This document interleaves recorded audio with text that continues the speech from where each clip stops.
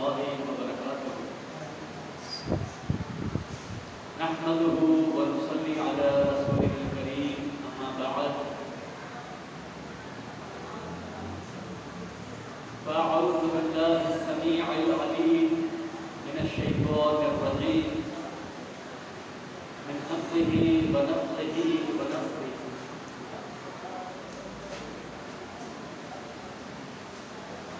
رب اشرح لي صدري ويسر لي أمري واحلل عقدة من لساني يفقهوا قولي.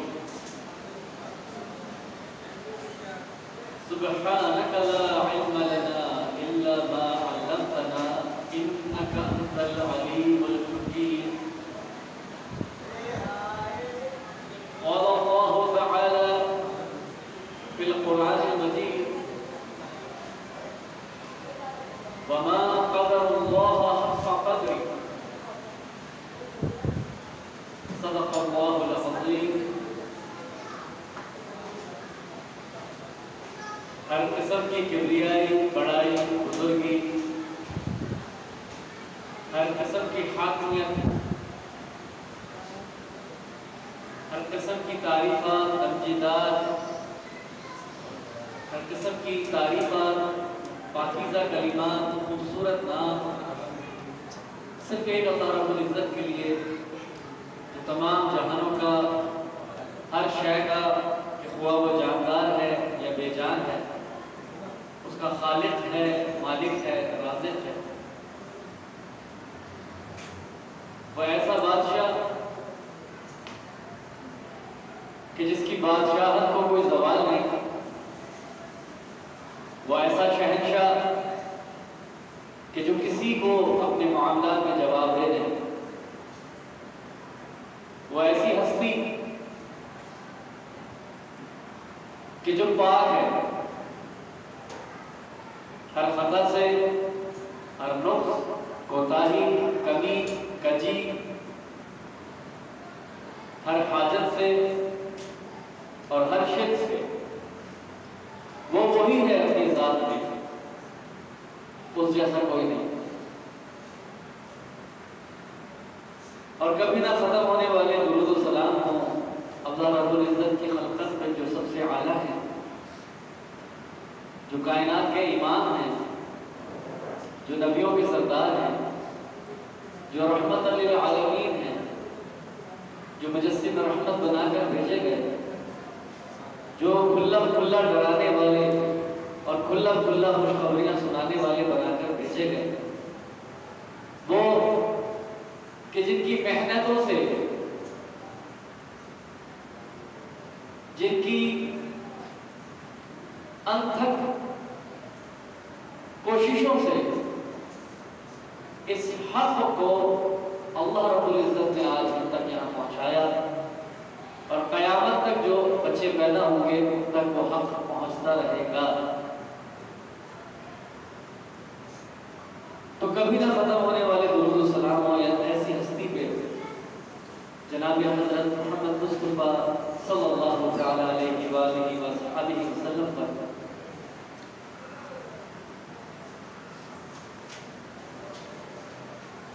رمضان المبارک کی یہ آخری طاق رات 29 شب، الحمدللہ کہ رب العزت نے ہمیں سانسیں لیتے ہوئے اور ان سانسوں کی سعادت کے ساتھ ساتھ اپنے گھر میں بیٹھ کے اپنے اور اپنے دین کا ذکر کرنے کی توفیق عطا فرمائی ہے.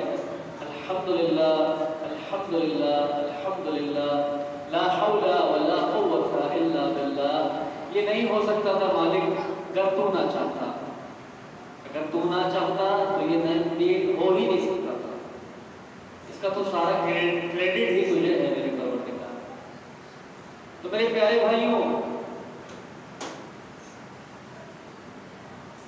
گفتگو کا موضوع جو بتایا گیا بے شک اہمیت کا حامل ہے، لیکن کبھی کبھی دل چاہتا ہے کہ بس بولا جائے، جو خیر آتی ہے کہہ دی جائے، اور تانے بانے آپس میں جڑتے چلے جائیں اور آخرکار وہ ایک بیان بن جائے. تو سب سے پہلے میں اس آیت کی طرف جسے تلاوت فرمایا شروعات میں، اور وہ آیت ہے جس میں اللہ رب العالمین فرما رہا ہے وما قدر اللہ حق قدر۔ کیا مطلب ہے اس کا؟ قرآن کریم میں 2 جگہ یہ آیت آئی ہے۔ اس کا مطلب کیا ہے؟ اس کا مطلب ہے کہ اللہ رب العالمین یہ فرما رہا ہے کہ تم نے اللہ کی اس طرح قدر نہ کی جس طرح کرنے کا حق ہے۔ اللہ، اور ذرا اپنے گریبانوں میں ہم جھانک لیں تو اس آیت میں ہم اپنا حصہ تلاش کر لیں گے کہ واقعی میں ہم نے اپنے مالک کی اس طرح قدر نہیں کی۔ زبانی جمع خرچ کی ہوگی، تھوڑا بہت عمل کر کے اس پر خوش ہو گئے ہوں گے کہ ہاں جی میں نے کر لیا، لیکن قدر، یہ جو لفظ قدر رب تعالیٰ نے اس آیت میں لیا ہے، اس قدر کے حوالے سے اگر ہم سوچیں گے تو آپ یقین کریں ہم 0 سے بھی کہیں مائنس میں چلے جائیں گے۔ ہم نے نہیں کی قدر دانی۔ مثال کے طور پہ ایک بھائی کسی دوسرے بھائی کو کوئی خوبصورت چیز تحفے میں دے کہ یہ اسے برتے گا، خوش ہوگا، اس کی ضرورت حاجت پوری ہوگی، کوئی بھی چیز، اور کچھ دن بعد اس کا چکر لگے تو وہ دیکھے کہ وہ چیز بڑی ناقدری کے ساتھ کہیں پڑی ہوئی ہے، بڑی بے ترتیبی کے ساتھ کہیں جو اس کی جگہ نہیں ہے، جو اس کی استعمال کی کوئی پرپس نہیں سمجھ میں آتا، خراب ہو رہی ہے ابتر حالت میں، تو اس بھائی کو دکھ ہوگا یا نہیں کہ میں نے اسے کتنی محبت سے ایک چیز دی، میں نے اسے کتنی محبت سے ایک اچھا تحفہ دیا اور اس نے کیسی ناقدری کر لی کہ اس نے اس چیز کی قدر نہیں کی۔ دکھ ہوگا۔ یہ تو انسانی جذبہ ہے جو اللہ رب العزت نے انسانوں میں رکھا ہے، وہ خوش بھی ہوتے ہیں، دکھ بھی ہوتا ہے۔ لیکن اب ذرا ہم دیکھیں کہ جو رب تعالیٰ نے ہمیں عطائیں کی ہیں ان کا حساب لگائیں چیدہ پورا لگانے بیٹھیں گے تو زندگی ختم ہو جائے گی۔ چیدہ موٹا حساب لگائیں اور ذرا غور کریں کہ ہم نے ان نعمتوں کی قدر کی۔ مثال کے طور پہ ہم سب انسان ہیں، اس میں ہماری کیا فنکاری ہے؟ اس میں ہماری چوائس کہاں تھی؟ کیا ہم میں سے کسی کو اللہ نے اختیار دیا تھا کہ میں تجھے کچھ اور بنا دوں یا انسان بناؤں؟ یہ اللہ رب العزت نے اپنی چوائس سے، اپنی عطا سے چنا ہمیں کہ عبداللہ کو انسان بنایا جائے، اسے عبداللہ نام دیا جائے، معیز کو انسان بنایا جائے، اسے معیز نام ملے۔ یہ اللہ کی چاہت تھی، یہ اللہ کا ڈیسیجن تھا، یہ اس کی عطا تھی جس کے لیے اسے کسی نے مجبور نہیں کیا تھا، یہ اس کی رحمت تھی۔ اچھا چلے انسان بنا دیا، اب انسانوں کی بھیڑ ہم دیکھتے ہیں چاروں طرف دنیا میں، کوئی یہودی بن کے جی رہا ہے، کوئی ہندو بن کے جی رہا ہے، کوئی عیسائی، کوئی اور وہ اس میں کٹر ہے۔ لیکن الحمدللہ کہ مسلمان کو یہ پتا ہے کہ حق کیا ہے اور حق پہ کون ہے، اور ہمیں اٹھا کر رب العزت نے ایک مسلمان گھرانے میں پیدا کیا۔ کیا اس میں ہماری کوئی فنکاری، کوئی بڑائی تھی، یا اس میں کیا اس میں کوئی ہماری ایسی ایفرٹ تھی کہ ہم کہیں گے جی اس میں کوئی ہمارا حصہ نہیں؟ یہ اللہ رب العزت کی عطا تھی۔ ہم کیا کر لیتے اگر کسی اور مذہب کے ماں باپ میں ہم آنکھ کھول لیتے؟ یہ کٹر پن جو آج ہم دین میں دکھا رہے ہیں، یہ کٹر پن ہم اس گمراہی میں دکھا رہے ہوتے ہیں۔ جس طرح آج اگر ہندو سے کہتے ہیں کہ بھائی تو ہندو ہے، یہ گمراہی کی بات ہے، اس کو چھوڑ دے، تو وہ کٹر ہو کے کہتا ہے میں ایسے کیسے چھوڑ دوں، میرے ماں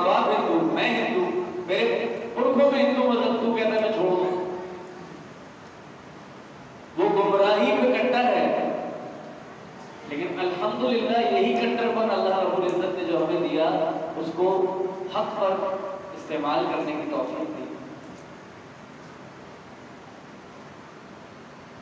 اس کا بھی سارا کریڈٹ اللہ رب العزت کو.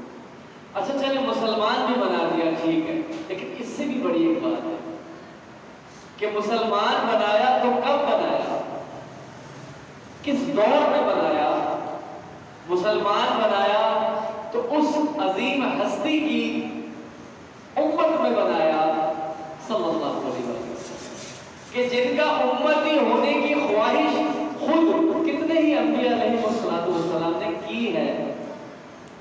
کتنے انبیاء ایسے گزرے ہیں جن کی یہ خواہش تھی کہ یا اللہ تو جو آخری نبی آئیں گے حضرت محمد مصطفیٰ صلی اللہ علیہ وآلہ وسلم ان کا امت ہی بنا کے پیدا کر دے.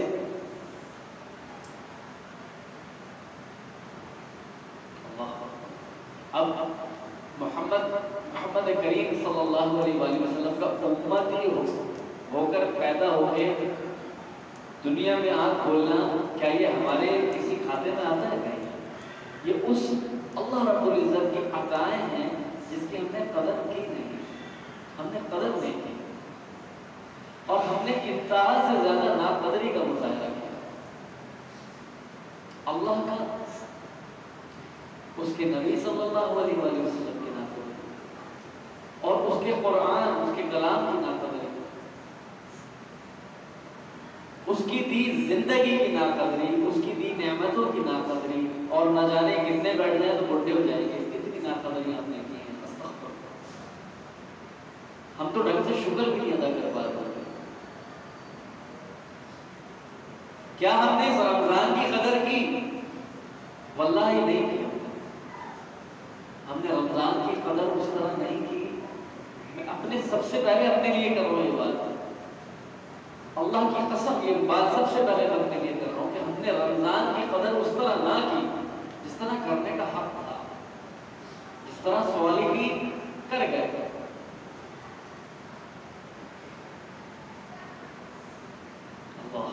تو میرے پیارے دوستوں، ہمیں اس بات پر غور روزانہ کی بنیاد پر کرنا چاہیے کہ کیا ہم اللہ کے قدردان بندوں میں سے ہیں یا نہیں. کیونکہ دیکھیں وہ خود بہت قدردان ہے. اللہ رب العالمین کے جو کبھی نہ ختم ہونے والے پاک نام ہیں ان میں ایک نام ہے اللہ رب العزت کا الشکور. الشکور کیا مطلب ہے اس کا؟ انتہا سے زیادہ قدر کرنے والا، اپریشیٹ کرنے والا، انتہا سے زیادہ، ہماری وہم و گمان سے زیادہ قدر کرنے والا. تو میرے پیارے بھائیوں، ہمیں بس اس بات پر غور کرنا ہے کہ ہم اپنے مسلمان ہونے کی قدر کرتے ہیں یا نہیں. اور مسلمان بھی ایسے کہ جو مصطفیٰ کریم صلی اللہ علیہ وآلہ وسلم کے امتی بن کے پیدا ہوئے ہیں، ہمیں اس کی قدر کرنی چاہیے. اور کیسے کرنی چاہیے؟ اس کے لیے ہمیں اللہ رب العزت سے گڑ گڑا کے مانگنا چاہیے کہ اہدنا الصراط المستقیم. اور آپ یقین کریں یہ نماز بہت ہوتی ہے انسان کو عقل مند بنانے کے لیے، اس کے حواس میں چڑھی گرد کو چھٹانے کے لیے. رمضان جس طرح ہم بتا رہے ہیں کہ رمضان کی آخری رات ہے، ابھی ہم یہ بات کر رہے ہیں، تو رمضان کی ہم قدر کے حوالے سے تھوڑی سی روشنی ڈالیں گے، جس میں خواتین کا کیا کردار ہونا چاہیے، جس میں مرد حضرات کا کیا کردار ہونا چاہیے، اس کو بھی تھوڑا سا انشاءاللہ کوشش کریں گے لے کے چلیں. دیکھیے رمضان اور قرآن ان کا آپس میں اتنا گہرا تعلق تھا. احادیث مبارکہ سے جو تعلیمات ملتی ہیں کہ رمضان اور قرآن یہ دو ایسے ساتھ ساتھ ہیں. تراویح کی نماز کیوں پڑھتے ہیں لوگ؟ اور رمضان ہی میں کیوں پڑھتے ہیں؟ اور بھی مہینے آتے ہیں چاہے تو پڑھ سکتے ہیں، لیکن خاص قرآن کریم سے رشتہ استوار کرنے کے لیے تراویح کی نماز کا اہتمام ہوتا ہے.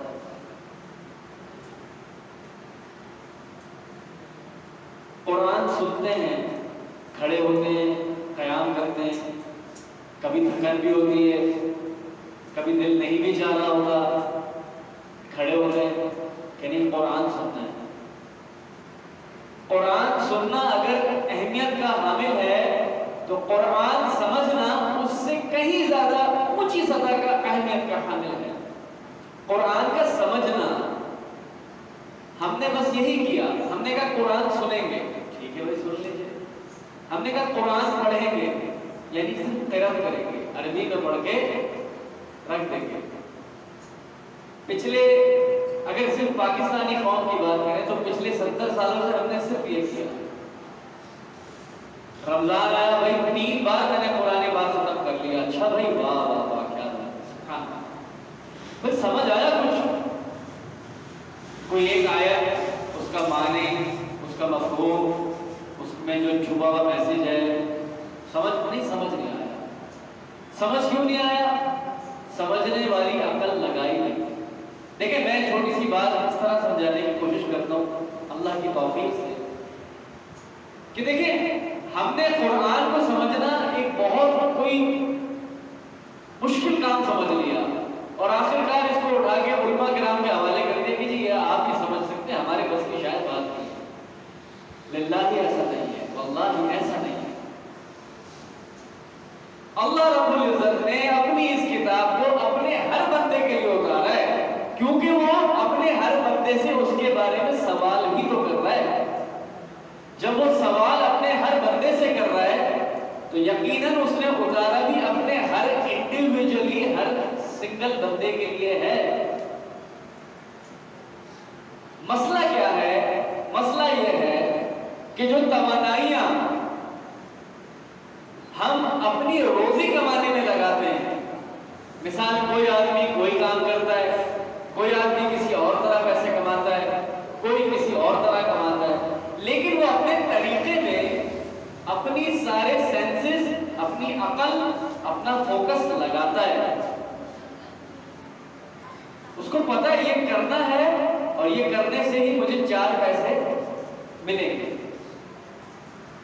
اگر وہ کسی نئے کام میں، مثال کے طور پہ ہم کسی لڑکے کو کوئی نیا کام سکھانے بٹھا دیتے ہیں کہ بھئی یہ سیکھنا ہے، وہ چاہے شروعات کے کچھ مہینوں میں اسے کچھ نہ ملے، لیکن وہ اپنی لگن دکھاتا ہے کہ نہیں یار مجھے آخرکار اس سے پیسہ کمانا ہے۔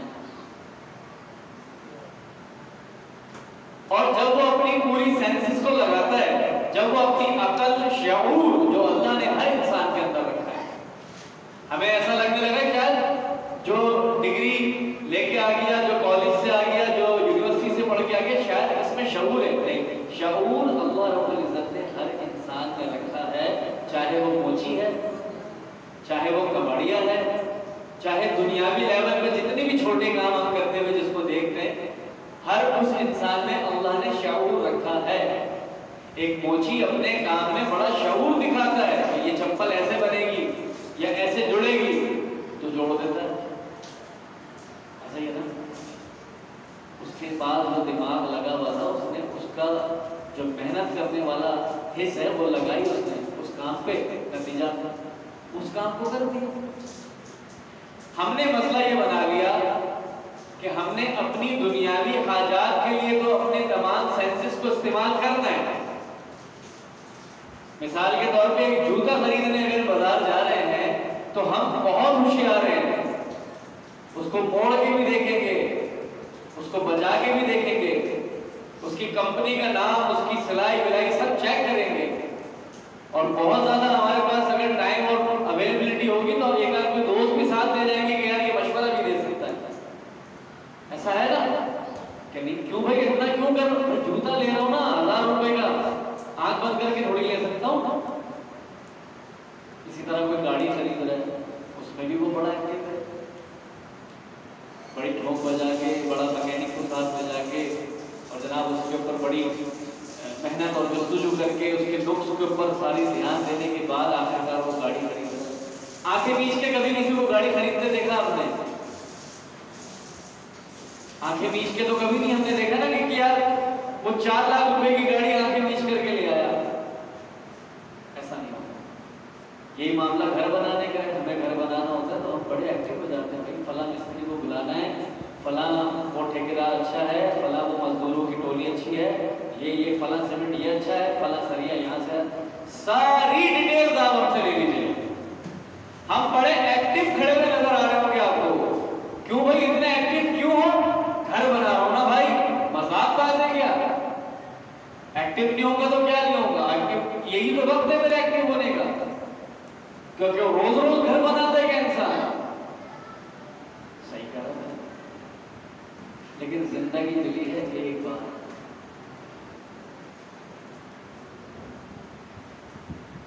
اس دنیا میں یہ ثابت کرنے کے لیے کہ لا الہ الا اللہ محمد رسول اللہ، یہ زبان سے کہا ہے تو آپ آنکھوں سے بھی اس کا اظہار کر سکتے.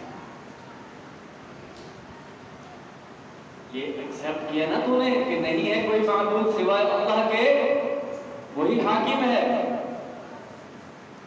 اور محمد رسول اللہ جو اللہ کے رسول ہیں محمد صلی اللہ علیہ وآلہ وسلم، انہی کے طریقے سے چلنا ہے. بس یہ کلمے کا جو اگر مفہوم اگر اس کو تھوڑا سا کھولیں تو لا الہ الا اللہ، نہیں ہے کوئی بادشاہ، نہیں ہے کوئی مالک، نہیں ہے کوئی معبود، نہیں ہے کوئی حاجت روا، کوئی مشکل کشا سوائے اللہ. نہیں چلے گی کسی کی حکمرانی میرے اوپر سوائے اللہ کا. یہی تو مطلب ہے لا الہ الا اللہ کا. محمد رسول اللہ، محمد جو اللہ کے رسول ہیں صلی اللہ علیہ وآلہ وسلم، انہی کے طریقے سے چلتا ہے. یہی تو سنتے ہیں آپ لوگ ہر جمعے کے خطبے میں. مسئلہ یہ نا صرف عربی میں سن کے چلے جاتے ہیں. کبھی پوچھا کریں آگے، آپ کا حق ہے، آپ عالم دین سے جس نے خطبہ دیا آگے پوچھیں کہ یہ جو آپ نے عربی میں پڑھا تھا اس کا مطلب بتائیے گا ذرا مجھے، میں آپ کی معلومات میں اضافہ چاہتا ہوں. خطبے میں کیا سنتے ہیں ہم لوگ؟ فَإِنَّ خَيْرَ الْحَدِيثِ كِتَابُ اللَّهِ، کہ بس یقیناً سب سے اچھی بات اللہ کی بات ہے.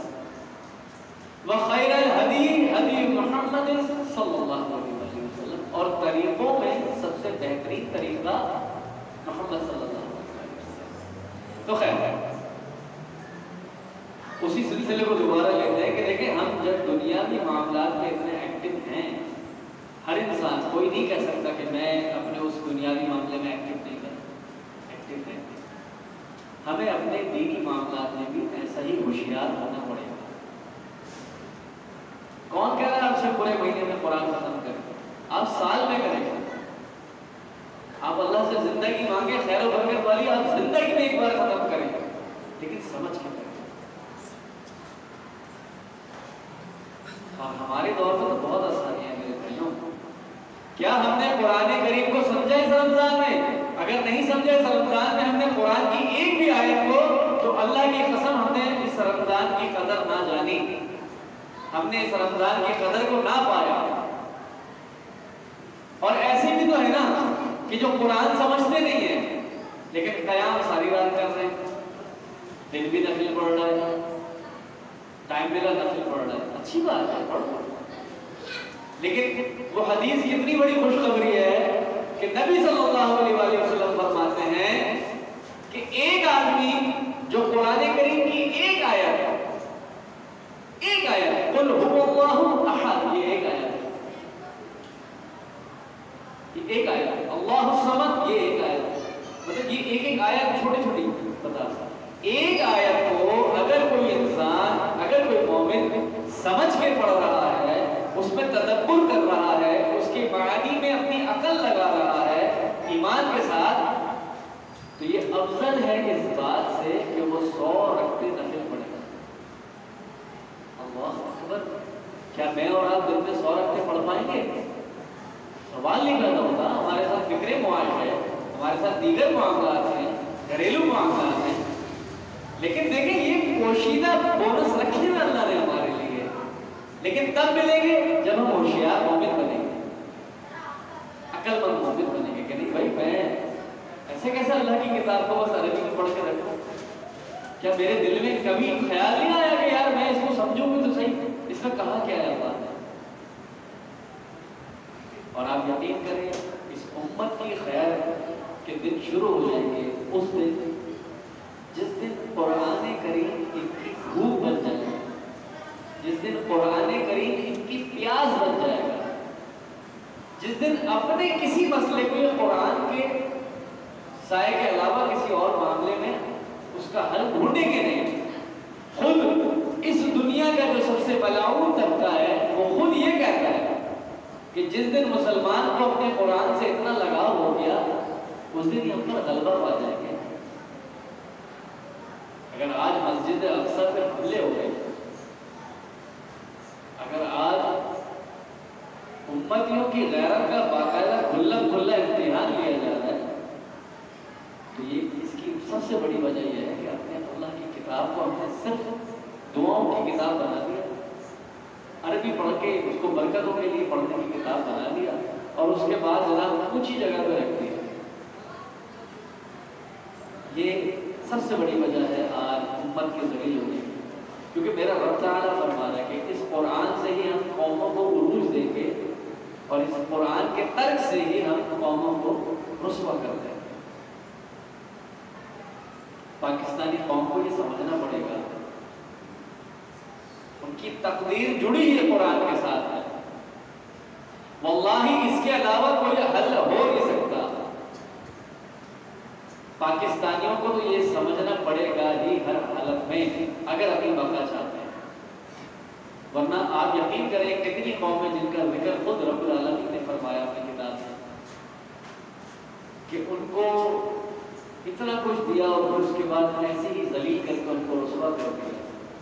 تو میرے پیارے بھائیوں، ہمیں یہ جو قدر کی ہم بات کر رہے تھے اور لیلۃ القدر کو جو ہم ڈھونڈتے ہیں ان تعاقلاتوں میں، ہم نے دیکھنا یہ ہے کہ ہم اس قدر کے معنی کو سمجھے ہیں یا نہیں، ہم اللہ کی قدر کرتے ہیں یا نہیں، جو قرآن ہمارے گھر میں رکھا ہے ہم اس کی قدر کرتے ہیں یا نہیں، اور قدر اس کے بالکل صحیح طریقے سے ہو سکتی ہے۔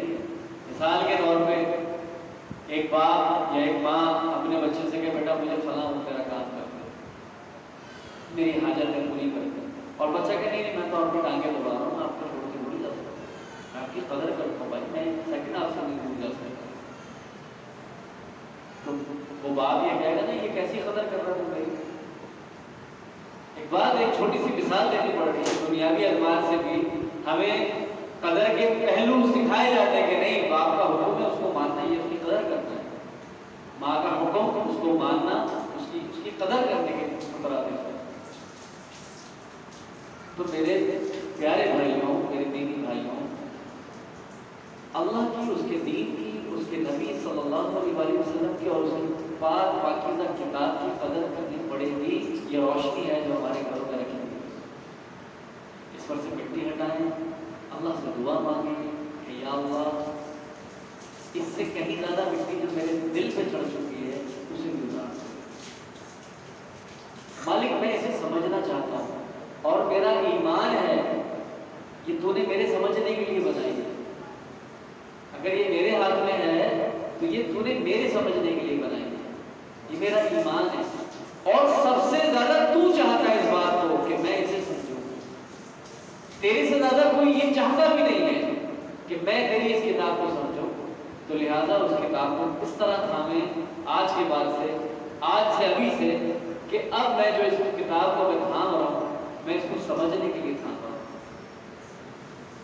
میں اس کی ایک ایک آیت پڑھوں چاہے لیکن سمجھ کے پڑھوں گا، ٹھہر کے پڑھوں گا، ان میں غور و فکر کروں گا۔ علماء کرام نے جو ان کی پیاری پیاری تشریح کی ہے اس کے اوپر غور کرنے کا ٹائم نکالوں گا، اور آپ یقین کریں کہ اگر آپ اپنی زندگی 10 منٹ اگر آپ اس کام کے لیے آج سے عہد کر لیں گے کہ میں اپنی زندگی کے 10 منٹ اس قرآن کے لیے وقف کرتا ہوں، یا اللہ میں نے تجھ سے عہد کیا، میں اس عہد پر پابند رہوں تو مجھے توفیق عطا فرما، اور آپ یقین کریں یہ 10 منٹ آپ کی زندگی میں انقلاب لے کے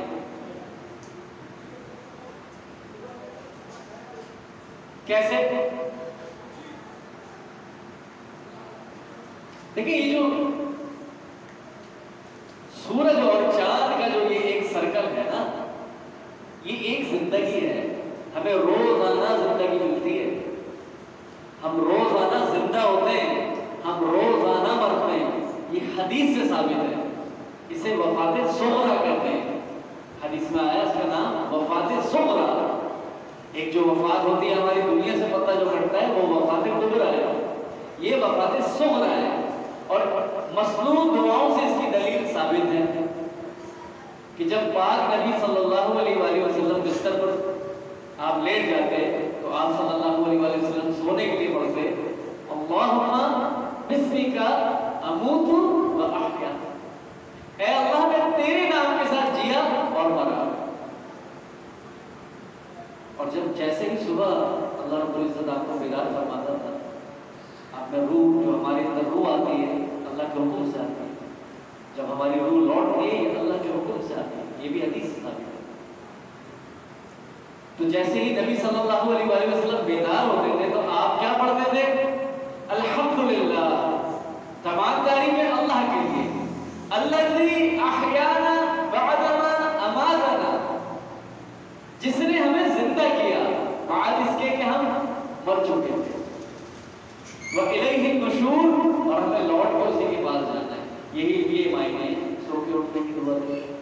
آپ یقین کریں، کبھی غور کر لیں، آپ کے اندر کبھی آ جائے گی کہ آیا میں مر چکا تھا، مجھ میں زندگی دوبارہ لوٹائی گئی ہے۔ اس کے معنی پہ اگر دیکھیں نا، معنی کتنی زیادہ سمجھ بڑھاتے ہیں انسان کی کہ آپ یقین کریں جب میں نے اس دعا کے معنوں کو سمجھا اللہ کی توفیق سے، حیران پریشان ہو گیا میں کہ دیکھیں یار ہم نے آج تک اس بات کے اس پہلو کو سمجھا ہی نہیں کہ یہ روزانہ ہمیں زندگی ملتی ہے، روزانہ ایک موقع بھی دیا جاتا ہے، روزانہ ایک نیا آسان مرحلہ دیا جاتا ہے کہ جب اب منا لے اپنے رب کو، تب تک کے لیے جب تک اجل نہیں آ جاتی۔ تو میرے بھائیوں، یہ روزانہ کے جو مواقع ہمیں مل رہے ہیں، ہمیں دیکھنا یہ ہے کہ ان مواقعوں کو، ان روزانہ ملنے والی زندگیوں کو ہم ڈیزائن کس طرح کر رہے ہیں۔ اچھا قابل انسان وہی ہے جو اپنے وقت کی ایک روٹین بناتا ہے، اپنے کاموں کو مختص کر دیتا ہے، اس ٹائم یہ کام کروں گا انشاءاللہ، اس ٹائم یہ کروں گا، اس ٹائم یہ کروں گا، ہے نا۔ روزی کمانے کا جو ٹائم بندہ آج چن لیتا ہے، کبھی دیکھا آپ نے اس کے علاوہ وہ کسی اور ٹائم روزی کمائے کہ جو رات سونے کا ٹائم تھا وہ روزی کما رہا ہے جبکہ صبح بھی کما کے آیا؟ کبھی ایسا دیکھا آپ نے؟ انسان فطری طور پہ اپنے آپ کو روٹین سے ہی لے کے چلتا ہے، لیکن اچھا مومن وہ ہے جو اپنے دین کو سنوارنے کے لیے روٹین بناتا ہے۔ مثال ایسے کہ جب مدینے میں نبی صلی اللہ علیہ وآلہ وسلم نے ایک بھائی چارے کی فضا کو قائم کیا اور انصاری صحابہ کرام رضوان اللہ علیہ مجمعین اور مہاجرین صحابہ کرام رضوان اللہ علیہ مجمعین کو ایک دوسرے کا بھائی بنا دیا، تو عمر رضی اللہ تعالیٰ عنہ کے جو ساتھی تھے انصاری صحابی، ان دونوں نے آپس میں ایک چیز کو عہد کیا، معاہدہ کیا، کیا کہ ایک دن یہ جو کاروباری ہے، جو بھی معاملات ہیں فکر معاش کے، کمانے کے، ایک دن میں جاؤں گا، تم اللہ کے نبی صلی اللہ علیہ وآلہ وسلم کے ساتھ پورا وقت گزارو گے، اور جب پھر ہم مل بیٹھیں گے تو وہ سارا مجھے سکھاؤ گے جو تم سیکھ کے آئے تھے۔ دوسرے دن تم جاؤ گے کمانے، میں وقت گزاروں گا نبی صلی اللہ علیہ وسلم کے ساتھ، پھر جو میں نے سیکھا ہوگا وہ میں تمہیں سکھاؤں گا۔ اللہ قربان جائے نا ان کی قدر کرنے کے دین کی، قربان جائے نا ان کی اس اثار و قربانی، ان کی اس اہمیت دینے پہ ہم قربان جائیں جو انہوں نے دین کو دی۔ ہمارے یہاں تو المیہ یہ ہے، اتنا زیادہ بیڑا غرق ہو گیا، اللہ معاف کرے، دل دکھتا ہے، خون کے آنسو ہوتا ہے کہ ہمارے یہاں جہالت اتنی زیادہ پھیل گئی ہے کہ سگا باپ اگر اس کا بچہ کوئی 6 گھنٹے کی نوکری کرتا ہے اور اس میں صحیح کما رہا ہے، اس میں صحیح اس کو پیسے بچتے ہیں، تو وہ باپ یہ نہیں کہتا کہ بیٹا 6 گھنٹے تیرے پاس ڈیوٹی کے نا، 4 گھنٹے تیرے پاس فراغت کے نا، دین سیکھ لے، مجھے بھی سکھا، یہ نہیں کہتا۔ کیا کہتا ہے؟ بیٹا تم پارٹ ٹائم جاب کر لو نا، تمہارے پاس وقت ہوتا ہے، ایسا ہے موہت بھائی، 4 پیسے بن جائیں گے، کوئی BC ڈال دینا، آگے گاڑی بھی لے سکتے ہو، پھر شادی کا بھی معاملہ ہے تمہارے. کیا تو یہیں رہنے کے لیے آیا ہے، یا کیا تو یہاں صرف پیسے کمانے آیا تھا؟ اپنے مقصد کو کیوں بھول گیا؟ تیرے بنانے والے نے کھلا کہہ دیا وَمَا خَلَقْتُ الْجِنَّ وَالْإِنسَ إِلَّا لِيَعْبُدُونِ. ہم نے نہیں بنایا انسانوں اور جنوں کو کسی اور مقصد کے لیے، لیکن صرف اپنی عبادت کے لیے. مقصد ان کے بنانے کی ریزن ہی یہی ہے، وجہ یہی ہے. تو دیکھیں نا، بھول گئے. تو میرے بھائیوں اس فکر کو جگہ، قرآن سمجھیں گے تو ذلیل ہونے سے بچ جائیں گے، دنیا میں آخرت میں. قرآن کو سمجھنے کی فکر اپنے اندر گھول لیجئے، اور اس فکر کو گھولنے کا کام مقصد بنا لیجئے. 4 دوست اگر کہیں بیٹھے ہیں، جس بھی عمر کے 4 دوست جب بھی جو بھی، جیسے عبداللہ بھائی اگر کسی دوستوں میں کہیں بیٹھے ہیں، مویز بھائی کہیں بیٹھے ہیں، یا کوئی بھائی کہیں بیٹھے ہیں.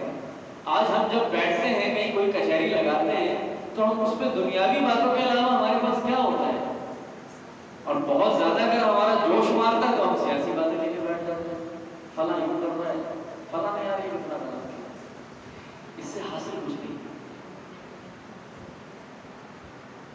مزہ جب آئے گا جب قرآن کی فکر اپنے اوپر ہر وقت طاری کر کے قرآن کی فکر کو اسی طرح عام کریں گے.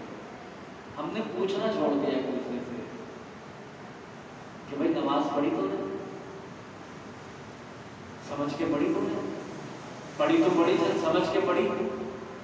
بھائی آج تو نے قرآن پڑھا، تیرے کو ایک زندگی ملی تھی، تو نے اس میں کتاب اللہ کھول کے دیکھی. ہم نے یہ باتیں پوچھنا چھوڑ دی ہیں. اور دوستوں کی تو بات کیا کریں، باپوں نے بچوں سے پوچھنا چھوڑ دیا. اللہ. اور بات کریں اگر ناقدری کی، بات کریں اگر ہم اپنی انتہا سے زیادہ ناقدری کی، تو بحیثیت قوم ہم نے کیا کیا؟ جس کتاب کو ہم نے اپنی چھاتیوں میں گھسانا تھا، ٹھوسنا تھا، دل نہیں چاہ رہا، ٹھوسنا پڑے گا. وقت زیادہ نہیں دے رہا، ٹھوسنا پڑے گا. گلے لگانا تھا جس کتاب کو، اپنی دلوں میں لگانا تھا، اپنی دنیاؤں پہ لگانا تھا، اپنے فکر معاش پہ لگانا تھا، اپنے تمام معاملات پہ لگانا تھا، اپنے ملک پہ لگانا تھا، اپنی اسمبلیوں پہ لگانا تھا، اپنی عدالتوں پہ لگانا تھا، اپنے انصاف کے معاملات پہ لگانا تھا، اپنے ہر قسم کے شعبہ حاجات پہ لگانا تھا. ہم نے کیا کیا جناب؟ ہمیں بہت جوش چڑھا تو ہمارے یہاں کی جو اخبار چھاپنے والی کمپنیاں ہیں، جو اخباروں کے ادارے ہیں، انہوں نے بھی قرآن کریم کی آیات کو بڑے اچھے سے سب سے ٹاپ پہ کر کے چھاپ دیا. جی وہ قرآن کی آیت چھپی. او اللہ کے بندوں، یہ قرآن کی آیتیں کہاں نہیں پڑھی ہوئی آج؟ انا للہ و انا الیہ راجعون. آج یہ آیتیں ہم نے نعوذ باللہ کچرے کے ڈھیر میں پھینکی ہوئی ہیں. کیا یہ قرآن اس لیے آیا تھا کہ تم اخبارات میں چسپاں کر کے اور اس میں تم کچروں کے ڈھیروں میں پھینکو؟ اللہ کی قسم میرا رب الصبور ہے. اگر وہ الصبور نہ ہوتا، اگر وہ الصبار نہ ہوتا، تو اللہ کی قسم یہ جرم اتنا سنگین کر بیٹھے ہیں کہ وہ ہمیں زندگی دے اور روزانہ ایک نئی اذیت کی موت سے مارے اور یہ سلسلہ کبھی ختم نہ ہو. اتنے بڑے مجرم ہیں.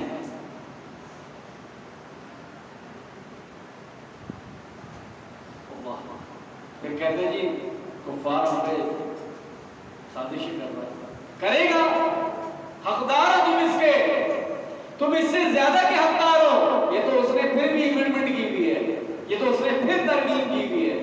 تم اس سے زیادہ کے حقدار ہو. اللہ. تو میرے بھائیوں ہم نے کیا کیا؟ دیکھیں ایک نیچ مثال دیتا ہوں آپ کو، کیونکہ میرا اللہ مثالوں سے پاک ہے. اگر کسی ملک کے بادشاہ نے کوئی حکم نامہ، کوئی حکم نامے کے پمفلٹ چھپوا کے اپنی رعایا میں بٹوائے کہ بھئی اب یہ کرنا ہے سب کو، بٹوا دیا، اور وہ رعایا بجائے اس پہ عمل کرنے کے اسے پاؤں کے نیچے لے آئے، اسے روڈوں پہ پھینک دے، وہ بادشاہ کیا کرے گا؟ وہ بادشاہ اپنے لشکر کو کہے گا کس لو اپنی کمریں اور مٹا دو ان کا نام و نشان، ان کی اولادیں ان کا نام لینے والا نہ رہے، ایسا کرے گا وہ اللہ۔ اور وہ بادشاہ کہ جس نے جو حکم نامہ دیا وہ ہماری بقاؤں کے لیے دیا، اس نے حکم نامہ ایسا دیا ہی نہیں کہ جس میں ہمارے لیے خیر نہ تھی، اس نے کسی ایسی چیز کو حرام کیا ہی نہیں جس میں فائدہ چھپا ہوا تھا ہمارا اور ہمیں اس سے محروم کر دیا۔ اللہ کی قسم اس نے ایسا نہیں کیا، اس نے ہر اس چیز کو حرام کیا جو آپ کے اور میرے گھاٹے میں تھی، جو آپ کے اور میرے نقصان کا باعث تھی، اس نے ہر اس چیز کو حلال کیا جو آپ کے اور میرے فائدے میں تھی، نفع تھا اس میں ہمارا۔ وہ ظالم تو نہیں نہ گاؤں میں، وہ تو بڑا عدل کرنے والا، بڑا پاک رب العزت، ہم نے کب اپنے رب کی قدر کی؟ اللہ۔ تو میرے بھائیو اس بات کو سمجھنا ہے کہ ہم نے اپنے اللہ کے حکم نامے کے ساتھ کیا کیا۔ اور دیکھیں سانس ہے تو چانس ہے، کسی نے کہا سانس ہے تو چانس ہے، اگر پھیپھڑوں میں سانس چل رہی ہے مطلب چانس ہے، معافی مانگ سکتا ہے، بچ سکتا ہے، سانس ختم چانس ختم۔ تو دیکھیں جو کوتاہیاں ہم سے ہوئی ہیں بحیثیت قوم، جو کوتاہیاں، جو سنگینیاں، جو مجرمانہ ترین غفلتیں ہم سے ہوئی ہیں بحیثیت قوم، اگر ہم آج انڈیویجلی ہر فرد واحد ان غلطیوں کی تلافی کی طرف نظر دوڑائیں گے، آپ یقین کریں یہی وہ بقا کا سورج ہمارا ہوگا جو ہماری ایسے عروج کے لیے اٹھے گا جو دنیا دیکھے گی۔ لیکن یہ تب ہوگا جب ہم قرآن کریم کو اس کی صحیح اہمیت کے ساتھ سمجھیں گے۔ ہم تب دیکھیں ایک زندگی ملی ہے نا، روزانہ کی ٹائمنگ پہ ایک زندگی ملی ہے جو حدیث سے ثابت، میں نے آپ کو بتایا کہ ہم روز جیتے ہیں، روز پڑھتے ہیں، اپنی روزانہ کی زندگی میں قرآن کے لیے تھوڑا سا ٹائم مخصوص کرتے ہیں۔ مجھے آدھا گھنٹہ دینا ہے، میں کچھ نہیں، میں بچے چھوڑ دوں گا، میں بیوی چھوڑ دوں گا، میں دوستوں کو چھوڑ دوں گا، میں جو چیز آڑے آئے گی کمانا چھوڑ دوں گا، یہ آدھا گھنٹہ میرا اور میرے اللہ کے کلام کا ہے، مجھے اس میں کوئی کمپرومائز نہیں چاہیے۔ اور دیکھیں انسان اپنی دنیاوی معاملات میں کرتا ہے نا، دنیاوی کوئی شغل اس کو لگ جائے، کسی کو اسنوکر کھیلنے کا شوق ہو گیا ہے، کسی کو کوئی اور گیم کھیلنے کا شوق ہو گیا ہے، وہ کمانے کی تھکن کے بعد بھی، وہ بیوی بچوں کی ذمہ داریوں کا بوجھ اٹھانے کے بعد بھی آدھا گھنٹہ ایک گھنٹہ اس شوق کو ضرور دیتے ہیں نا، کہ نہیں بھائی میں نہیں دے سکتا، میرا شوق ہے۔ تو ہمیں شوق پیدا کرنا ہوگا، لگن پیدا کرنی ہوگی۔ میری بہت مؤدبانہ عاجزانہ گزارش ہے تمام بھائیوں سے، تمام بہنوں سے کہ دیکھیں قرآن کو سمجھیں۔ ماؤں کے لیے تو زیادہ ضروری ہے، کیونکہ دیکھیں ماں پہلی درسگاہ ہے، ماں بچے کے لیے وہ پہلی درسگاہ ہے۔ جس کو اچھی ماں مل گئی، آپ یقین کریں آدھے سے زیادہ خوش نصیبی تو اس کو یہی مل گئی۔ اگر آج ہم دیکھتے ہیں ایسے جاہل بھائیوں کو کہ جن کی جہالت کی انتہا کوئی نظر نہیں آ رہی ہوتی، اس میں ایک بڑی وجہ ضرور یہ بھی ہوتی ہوگی کہ ان کی مائیں جاہل ہیں۔ حقیقت ہے، ان کو نہ یہاں سے کچھ ملا نہ وہاں سے۔ آج ہم دیکھ رہے ہیں نا ہمارے اکثر بھائی ابھی بھی اس طاق راتوں میں بھی جناب ان کو چنچی رکشا چلانے میں کچھ اور نہیں سوجا تو انہوں نے دھمالے چلانا شروع کر دیا۔ اس میں ڈھول بھی ہے، ساز بھی ہے، مشرکانہ شرکیہ کلام بھی ہے، لیکن اس کو یہ لگ رہا ہے کہ شاید میں اس رات کے حساب سے کوئی صحیح کام کر رہا ہوں، شاید یہی دین ہے۔ یہ اس کو کیوں لگ رہا ہے کہ اس کو نہ ماں سے دین ملا نہ باپ سے، اور جس مسجد کے مولوی کے پاس گیا تھا اس نے الگ ٹھکانے لگا دیا، اس نے الگ فٹ کر دیا، اس نے حق چھپا کے اپنے دھڑے کا حصہ بنا لیا۔ یہی تو ہو رہا ہے 70 سالوں سے۔ اہل حدیثوں اپنی ذمہ داری سمجھو، ہمیں کرنا پڑا، ہمیں کمر یہ سوچ کے بریلوی ہے ٹھیک ہے ہوگا، میری ذمہ داری ہے، اگر میرے پاس 10 منٹ اس کے لیے دینے کے ہیں میں دوں گا، حق بات جو میں نے سیکھی ہے میں سکھا کے رہوں گا، بے شک عمل یہ کرے نہ کرے وہ اللہ کی توفیق ہے۔ جس دن یہ مائنڈ ہم نے بنا لیا، آپ یقین کریں آدھے سے زیادہ گمراہی اللہ چھانٹ دے گا صرف ہمارے اس جذبے کی برکت سے۔ اللہ جذبہ دیکھتے ہیں اپنے بندے کا، ایک کہتے ہیں نا ایک جوان کی توبہ سے اللہ رب العزت قبروں کے عذاب کو دور کر دیتا ہے۔ اللہ کو جذبہ پسند آیا اس جوان کی توبہ کا، اور یہ حدیث سے ثابت ہے، یہ قرآن سے ثابت ہے کہ جب قومیں امر بالمعروف نہیں عن المنکر کا مشن تھام لیتی ہیں، پھر آسمان سے بھی مدد آتی ہے، زمین سے بھی مدد آتی ہے، چاروں سو مدد آتی ہے۔ اور امر بالمعروف نہیں عن المنکر یعنی اچھائی کے حکم دینا اور برائی سے روکنا، یہ مشن ہے ہمارا، اور اس کے لیے ضروری ہے کہ چاہے 4 صورتیں سمجھیں آپ ہر ایک سمجھیں، چاہے قرآن کی کوئی ایک سورت کو سمجھے ہم میں سے ہر ایک سمجھے، ہم اللہ سے دعا کریں یا اللہ اتنا علم تو مجھے ضرور دے دے کہ میں اگر کہیں کسی بھائی سے کوئی اصلاح کی بات کروں تو وہ علم میرے کام آ جائے۔ ہر فجر کی نماز کے بعد دعا ضرور پڑھا کریں، نبی صلی اللہ علیہ وسلم سے ثابت ہے، اللہم انی اسألک، اے اللہ یقیناً میں مجھ سے سوال کرتا ہوں، علم نافع نفع بخش علم کا، ورزقا طیبا پاکیزہ روزی کا، وعمل متقبلا اور قبول ہو جانے والے عمل کا۔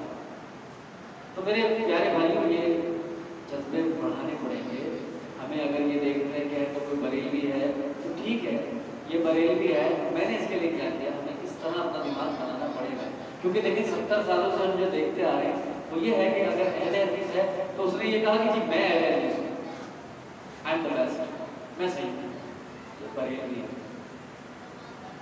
گمراہ ہے، ٹھیک ہے، لیکن اس خیال کو اس طرح نہ لے کے آؤ کہ تمہارا تکبر بڑھ جائے اور اس کی حکارت تمہاری نظروں میں آ جائے۔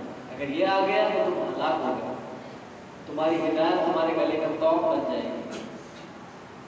اس کی جگہ جذبہ یہ ہونا چاہیے، مالک میرے اہل حدیث ہونے میں میری کیا بنکاری ہے، تو نہ چاہتا میں ہو پاتا، تو نے نہ چنا ہوتا مجھے اس حق کے لیے میں ہو پاتا، مالک تو نے میرے پہ عطا کیے، اس بھائی میں بھی عطا فرما دے، اس بھائی میں بھی عطا فرما، مالک اس میں لا حول ولا قوت الا باللہ، مالک نہ اس میں نیکی کرنے کی طاقت ہے نہ برائی سے بچنے کی قوت ہے، مالک اس کو مدد فرما دے۔ جب یہ دعائیں منہ پہ آئیں گی نا، آپ یقین کریں ان دعاؤں کی برکت سے آدھے معاملات سیٹ ہو جائیں گے، امت جڑ جائے گی، اور کافر یہ نہیں چاہتا کہ امت جڑ جائے۔ اور دیکھیں کتنی خوبصورت بات ہے، عبداللہ نے کسی کے ساتھ اچھا کام کیا، نیک کام کیا، یا کسی نے عبداللہ کے ساتھ اچھا کام کیا، نیک کام کیا، اس کو خوش کر دیا، بدلے میں عبداللہ بھائی نے اسے دعا دی، اچھی بات ہے، لیکن اس سے کہیں زیادہ اچھی بات ہے کہ جب کسی نے عبداللہ بھائی کو ایذا پہنچایا، ڈسٹرب کیا، اس کے باوجود عبداللہ بھائی نے اس کو دعا دی، یہ اس خوشی سے زیادہ افضل ہو جائے گا اس اذیت پہ دعا دینا۔ یہ میرے نبی کی سنت ہے صلی اللہ علیہ وسلم۔ ہم نے سنتوں کو بھی نا بڑا کاؤنٹ کر کے لیا اپنی زندگی میں، ہم نے سنت کو بھی اس قدر دان ہو کے نہیں لیا جس طرح لینا تھا۔ ہم نے کہا ٹھیک ہے بھائی داڑھی میں اچھی بات ہے، بھائی اچھی بات ہے، رکھو زینت ہے، پائچا، ہاں بھائی پائچا اوپر لازمی اللہ کا حکم ہے، اچھا بھائی یہ فلانا سنت ہے، ہاں بھائی سنت ہے، میٹھا کھانا کھانے کے بعد سنت، ہاں بھائی سنت ہے، میٹھا کھا رہے ہیں، اپنی مطلب کی سنتیں ہم نے کیلکولیٹ کر کے لے لی، لیکن ہم نے وہ سنتیں نہیں لی جن سے معاشرے میں ایک ایسا انقلاب آ جائے کہ اللہ بیانہ روی، نرم گوئی، کسی کی غلط حرکت پر غصے کو پینا، سنت افضل ترین سنت ہے یہ، اور اللہ کی قسم جب میں اور آپ اس کو سنت کی نیت سے کریں گے نا، یہ عمل ہماری دنیا اور آخرت کے لیے وہ چوٹی کا عمل بنا دے گا اللہ پاک کہ اس نے میرے محبوب کی سنت کو یاد رکھتے ہوئے یہ کیا ہے۔ اللہ ہماری توفیق عطا فرما دے رب تعالیٰ کو خلوص ہو کے آمین یا رب العالمین۔ اللہ کرے کہ ہمارے حواسوں میں یہ سنت بن کے ہی آئے اس طرح کے نیک عمل، آمین یا رب العالمین۔ تو میرے بھائیوں، سنت کو بھی ہم نے قدر سے لینا ہے۔ نبی صلی اللہ علیہ وآلہ وسلم کی ان تمام سنتوں کو اپنانا ہے کہ ہم اپنے بھائیوں کے ساتھ، میرا مطلب دیوبند بھائی ہے، بریلوی بھائی ہے، کوئی گمراہ بھائی ہے، کوئی اہل حدیث ہو کے بھی گمراہ ہوا ہے، کوئی اہل حدیث ہو کے بھی نماز پڑھ رہا ہے، ہم نے آج سے عہد یہ کرنا ہے کہ یا اللہ تیرا قرآن سیکھنا ہے اور سکھانا ہے۔ یا اللہ فکر آخرت میں میری زندگی کو بتائیو اور فکر آخرت کو بانٹنے والا ہی بنائیو۔ میں جہاں بیٹھوں فکر آخرت کی بات کرتا ہوں۔ میں کہیں شادی میں بھی جاؤں، لوگ اپنی دنیاوی باتیں کر رہے ہوں، کوئی خاتون ہماری کوئی بہنیں شادی میں بھی جائیں، وہاں ضرور اس بات کا خیال رکھیں کہ فکر آخرت کی بات ضرور کریں۔ جس طرح ہم آپس میں ایک دوسرے سے پوچھتے ہیں نا کہ بھئی وہ آنے والے چند سال میں کیا پلان ہے تمہارا، وہ جو گھر لینے کا تم سوچ رہے تھے لے لیا، آپس میں اس طرح کی باتیں ہم لوگ کرتے ہیں نا جب خاندانی حوالے سے بیٹھ کے۔ ضرور بھی ضرور یہ پوچھیں بھئی جنت کے گھر کے حوالے سے کیا پلان کیا، جنت کے گھر کچھ کیا پلان؟ اب شروع میں تو آپ یقین کریں وہ حیران ہو جائے گی کہ یہ کیسی بات کر رہے ہو، اور تم دعوے دار ہو اس بات کے کہ تم ایمان رکھتے ہو جنت پہ، تم کافر تو نہیں ہو نا، دعوے دار ہو نا، ایمان رکھتے ہو، یہ بات تم کہتے ہو آپس میں کہ ہاں جی میں ایمان رکھتا ہوں اللہ پہ، اس کے ملائکہ پہ، اس کی کتابوں پہ، اس کے نبیوں پہ، اس کے روز جزا پہ، اس کے جنت اور جہنم پہ۔ اب اسی بات کے ایمان کا مطلب کیا، مومن کا مطلب کیا ہے؟ اب جب تمہارا ایمان ہے تو یقیناً تمہاری گفتگو میں اس ایمان کی جھلک نظر آنی چاہیے۔ تو لہٰذا بڑا مزہ آئے گا، آپ یقین کریں کہ جب ہم چار کہیں بیٹھیں گے اور مجلس بھی محفل بھی ایسی ہوگی کہ جس میں دینی حوالے سے کوئی بات سوچ بھی نہیں سکتا بندہ، اب جب ہم وہاں ایک دوسرے سے سوال کریں گے کہ وہ جنت کے پلاٹ کا کیا کیا تھا، وہ پلاٹ پکا کرایا تھا، کوئی تمہارے دل کو ایسا سکون دیا اللہ نے کہ ہاں میرے بندے میں تیرا گھر بنا دوں۔ آپ یقین کریں جب یہ باتیں ہم لے کے بیٹھیں گے، ہماری بہنیں ہماری مائیں جب محافل میں یہ فکر عام کریں گی، آپ یقین کریں چاہے یہ اندھیرا کتنا ہی گھٹا ٹوپ کیوں نہ ہو، جہالت ہوگا، یہ سچائی نہیں کرتے اس اندھیرے کو چھٹا کے رکھنے کی میرا ایمان ہے۔ کیونکہ ہم بے شک ہم جہالت کے دور میں جی رہے ہیں، لیکن اتنے جہالت کے دور میں نہیں جی رہے جتنے جہالت کے دور میں نبی صلی اللہ علیہ وسلم نے نبوت کا ذمہ اٹھایا تھا۔ اس میں تو وہ جہالت تھی کہ سگی بچیوں کو قبر میں زندہ دفنا دیا جاتا تھا اپنی جھوٹی ادا کی وجہ سے۔ تو دیکھیں ہمت نہیں ہارنی ہے، ہمت نہیں ہارنی ہے، اللہ سے دعا یہ کرنی ہے کہ یا رب تعالیٰ مجھے اس مقصد پر استعمال کرنا جس مقصد کے لیے تو نے مجھے چنا ہے۔ تو جب مجھے بنا رہا تھا، جب تو مجھے بنا رہا تھا، میرے بنانے کا جو تصور تیرے تخلیق میں تھا، پروردگار تو یقیناً اس میں کوئی خیر رکھتا ہوگا کہ میں جو اس کو بنا رہا ہوں اس کو فلاں خیر کے لیے بنا رہا ہوں، اگر یہ میرا بندہ بن کے جیا تو مالک اس مقصد پہ خرچ کرتا ہے۔ میرا نفس جن مقاصد کو مقصد سمجھ بیٹھا ہے مجھے ان مقاصد سے دور کرتا ہے۔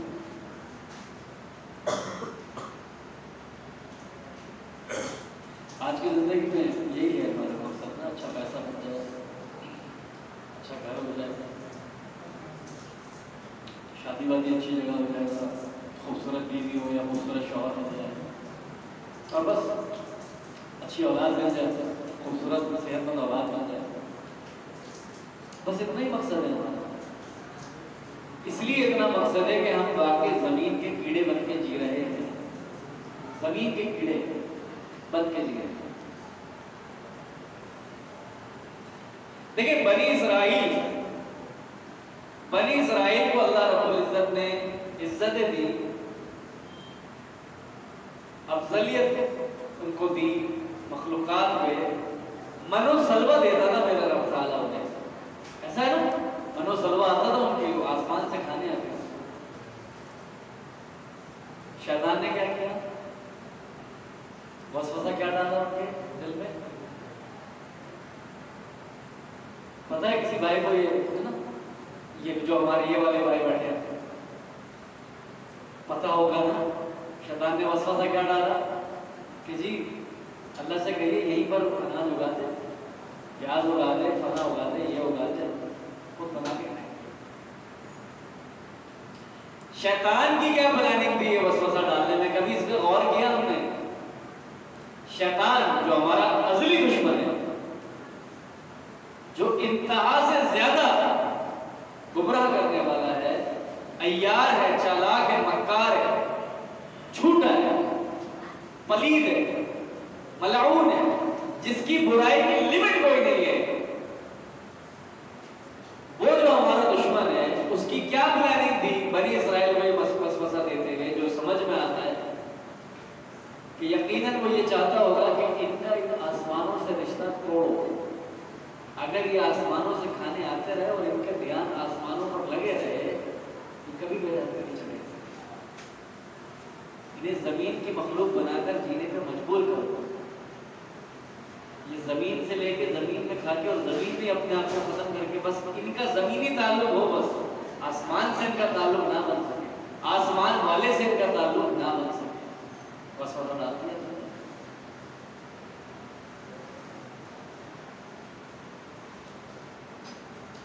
اقبال کا بڑا پیارا شعر, اقبال کا بڑا پیارا شعر, کوئی بھائی یہ شعر مجھے اتنا پسند آیا, اور حدیث کی روشنی میں جب میں نے اس شعر کو سمجھا مجھے اتنا اس شعر کے اوپر پیار آیا کہ سبحان اللہ, اللہ نے کیسا علم دیا تھا اقبال کو. کون ہے اقبال؟ اقبال وہ ہے جس نے اس گھر کا خواب دیکھا تھا جس میں ہم بیٹھے ہوئے آج پاکستان کے ایسے سے, اس کا نام ہے اقبال, علامہ اقبال. ان کا ایک شعر مجھے بڑا پیارا لگا. وہ کہتے ہیں عقابی روح جب بیدار ہوتی ہے ان جوانوں میں, عقابی روح جب بیدار ہوتی ہے ان جوانوں میں, منزل نظر آتی ہے پھر انہیں آسمانوں میں. پھر دنیا ان کے لیے وہ دو باتیں رکھتے ہیں, پھر یہ منزل والا معاملہ دنیا نہیں رکھتے, منزل ان کے آسمانوں میں. منزل کا معاملہ اگر کوئی ان سے پوچھتا ہے تو کہتے ہیں نہیں منزل میری آسمان ہے, منزل تو میری اوپر ہے, اللہ رب العزت. پھر حسین سے حسین لڑکی ان کو گمراہ نہیں کر پاتی, یہ ٹوٹتے نہیں ہے. پھر دنیا کا مال, دنیا کی عیاشی ان کو توڑ نہیں پاتی, کیونکہ انہوں نے منزل یہاں سیٹ ہی نہیں کی ہے. پھر منزل کی سیٹ کہیں اور ہو گئی ہے, یہ ٹوٹتے نہیں ہے. پھر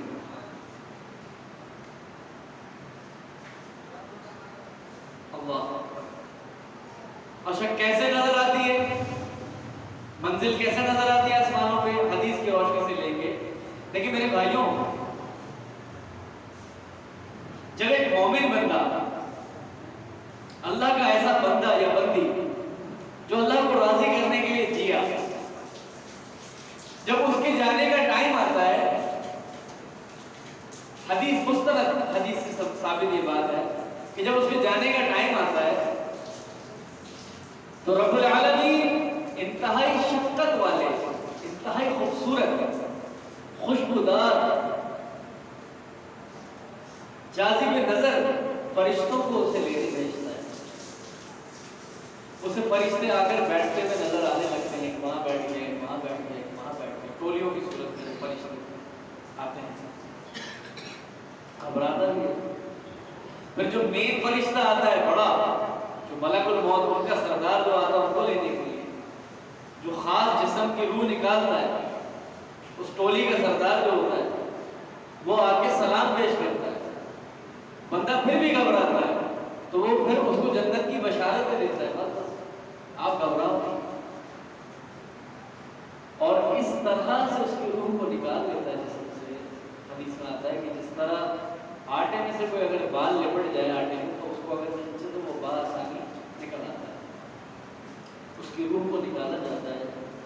جنت کے لباس میں اس کی روح کو لپیٹا جاتا ہے،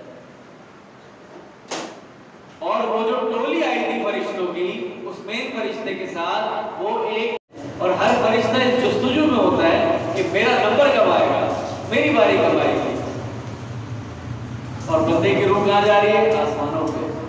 اس آسمانوں میں حدیث میں آتا ہے دروازے ہیں، ہمیں نہیں دکھتا تو کیا ہوا، الحمدللہ ہمارا ایمان ہے دروازے۔ کس نے کہا؟ میرے اللہ نے کہا، میرے سچے اللہ نے کہا، میرے سچے نبی صلی اللہ علیہ وآلہ وسلم نے کہا۔ دروازے پہ دستک دی جاتی ہے، پوچھا جاتا ہے کون، کہ میں، کہ کسے لائے ہو، تو دنیا میں جو سب سے اچھا نام ہوتا ہے اس بندے کا بتایا جاتا ہے، فلاں ابن فلاں سے لائے۔ مرحبا کہہ کے اس کا دروازہ کھولا جاتا ہے، اس کو ویلکم کیا جاتا ہے، مرحبا کہہ کے پہلا دروازہ کھلتا ہے تو پھر دوسرے آسمان تک یہی معاملہ جاتا ہے۔ اسی طرح فرشتے اس کو ایک دوسرے سے چھینتے جھپٹتے کہ جیسے میری باری کب آئے گی، یہ روح اب مجھے چاہیے، یہ وی آئی پی مجھے مل جائے اب اسی طرح ہے۔ پھر یہ دوسرے آسمان پہ جاتی ہے معاملہ، پھر دروازہ اسی طرح نوک ہوتا ہے، پھر پوچھا جاتا ہے کون، کہ فلاں ابن فلاں، پھر مرحبا کہہ کے دروازہ کھلتا ہے، پھر یہ معاملہ تیسرے آسمان تک جاتا ہے، پھر چوتھے، پانچویں، چھٹے، ساتویں آسمان پہ جا کے حدیث میں آتا ہے روح اللہ سے ملاقات کرتی ہے، دیدار کا نہیں آیا، ملاقات کا آیا۔ اللہ رب العزت فرماتا ہے کہ تجھے میں نے زمین سے مٹی سے بنایا، مٹی میں ملا دیا، اور اٹھاؤں گا تجھے دوبارہ اس مٹی سے، جا میرے حکم کے انتظار کر۔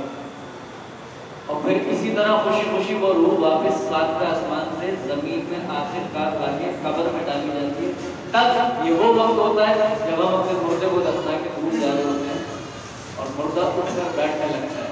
حتیٰ حدیث میں آتا ہے کہ مردے کو اس جانے والوں کے قدموں کی چاپ سنائی دیتی ہے، اور اگر نمازی تھا، اگر وہ مومن بندہ پکا سچا نمازی بھی تھا، سالڈ والا، تو وہ جب اٹھے گا تو عصر کی نماز کی فکر لے کے اٹھے گا، وہ یہ کہتا وہ اٹھے گا کہ میری نماز کا ٹائم ہو رہا ہے، میری عصر کا نماز کا ٹائم ہو رہا ہے۔ تو اس کا مطلب تو یہ ہوا نا کہ پھر قبر میں اندھیرا بھی نہیں دے گا اللہ اس کو، عصر میں کیسا ٹائم ہوگا؟ فرشتے بھی یہ کہیں گے اس سے سوال پوچھنا تو صرف فارمیلٹی ہے، تو ویسے ہی بخشا گیا۔ تو کون نہیں چاہے گا اس کے لیے آسمان کا دروازہ کھلے؟